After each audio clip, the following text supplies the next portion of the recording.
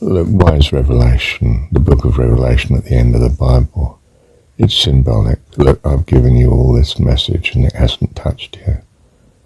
Okay, I'm going to frighten you to death, mate. Book of Revelation is abominable. Absolute anathema. It's horrendous. It's religion at its absolute pit's worth. I mean, it's like my friend casting out demons. It's so badly done that it's more repellent than the demon himself. You've got to read Revelation for what it is. It's something out of the dark, out of the oldest of Old Testaments. It makes Genesis look like a picnic. If nothing else works, you've got to have Revelation. The book of Revelation. I mean, weren't you captivated, weren't you absolutely entranced by John's Gospel?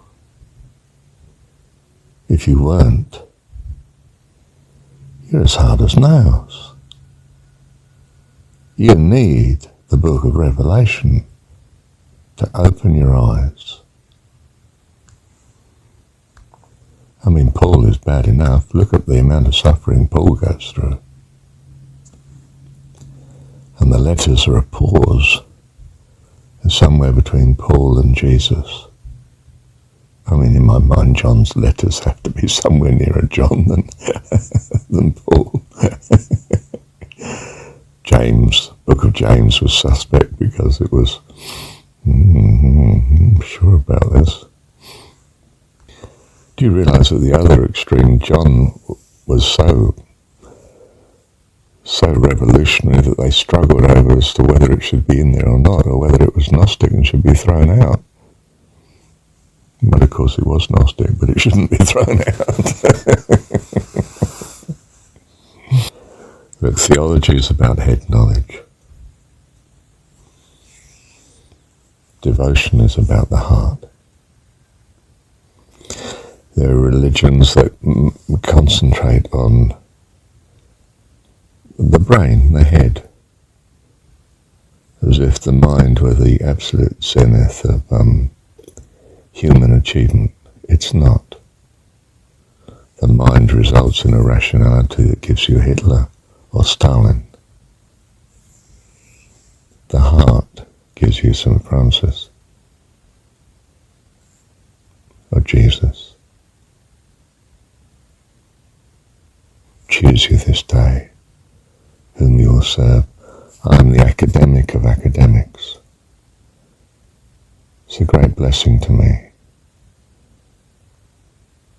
I know the contrast. The mind is to the heart as Revelation is to John's Gospel. I mean the book of Revelation. The book of Revelation is so Old Testament as to be pre-Old Testament. And it's got a prologue that gives you a Jesus gloss, so that you get the stark contrast. And then comes judgment. But you don't need to get that far through the book. You should unquestionably have stopped at John's Gospel. You should have stopped at John 17. And if it wasn't enough for you, you had to go on to the crucifixion.